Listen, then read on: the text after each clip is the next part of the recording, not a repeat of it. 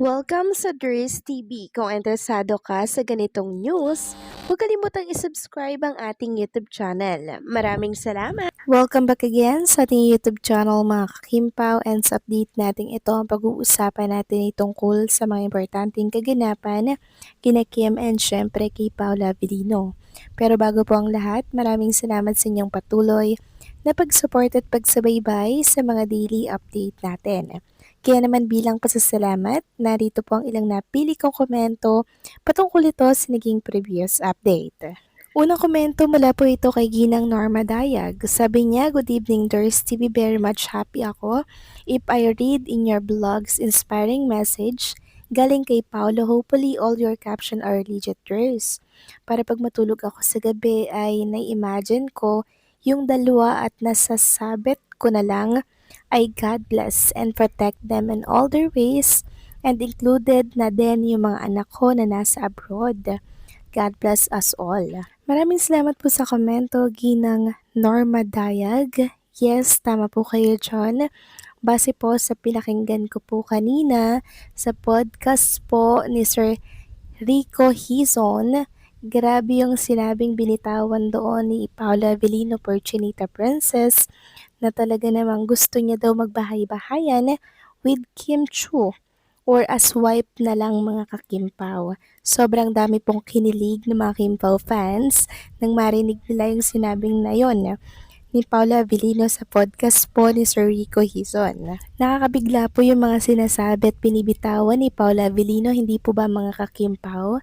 Kasi parang tumatapang na ng husto si Paula Avellino, and syempre nag-share talaga siya pag feel niya mga kakimpaw na komportable po siya sa nag-i-interview.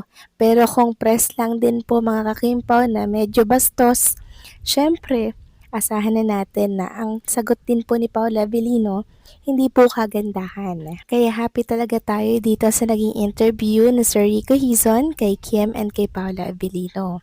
So maraming salamat sa komento, Ginang Norma Dayag, and nawa po ay ingatan din po ang inyong mga anak sa abroad, and syempre ilayo po sa kaguluhan, anumang sakuna na nangyayari po sa karatig bansa. Maraming salamat, mabuhay po kayo. Next comment naman mula po kay Ginang Annalyn Hiccup. Sabi niya, ilang beses na yan, Dres, in interview, gusto na talaga ng mag-asawa, housewife, at bahay-bahayan. Hindi pa ba huwag tayong magpalinis? Ang mga pinalabas minsan sa Showtime ay mga record.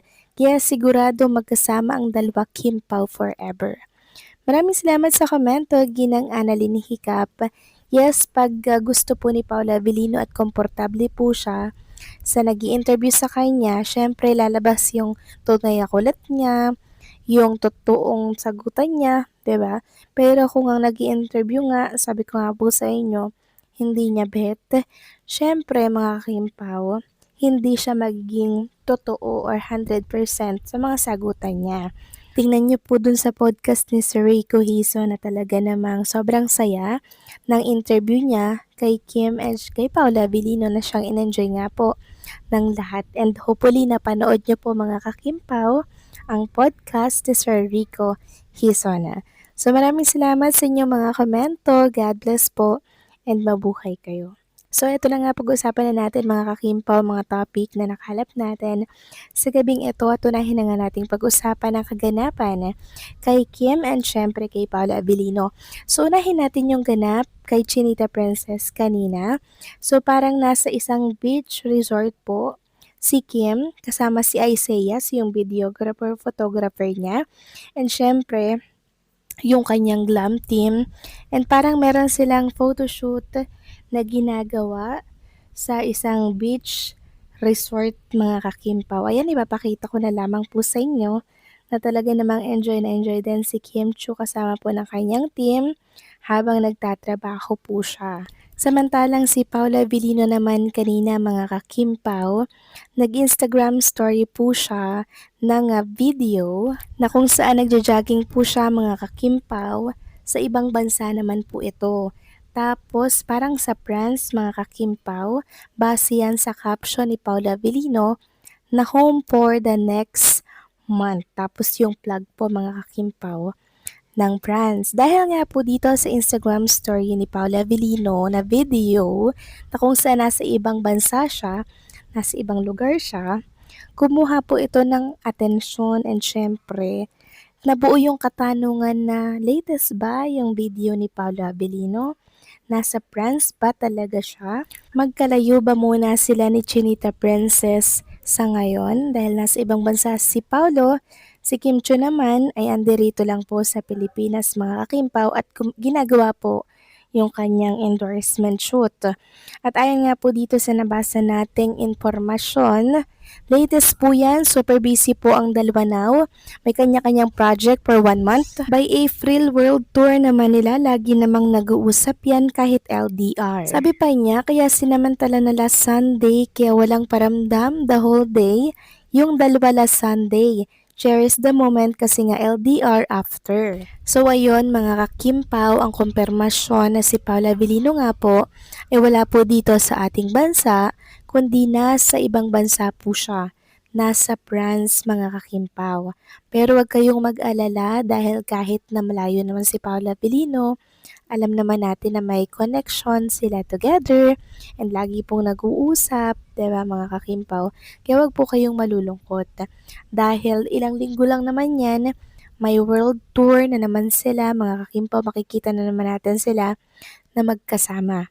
Meron lamang po talang ginagawang project si Paula Avellino sa ibang bansa, si Chinita Princess naman dito po sa ating bansa. Kaya sa mga naghahanap po ng katanungan, ito po ang nakita nating kasagutan mga kakimpaw na LDR muna si Kim and si Paulo. Kaya pala nananahimik si Paula Avellino na itong mga nakaraang araw, mga nakaraang linggo, ayun na pala, umalis na po pala siya papunta po ng France.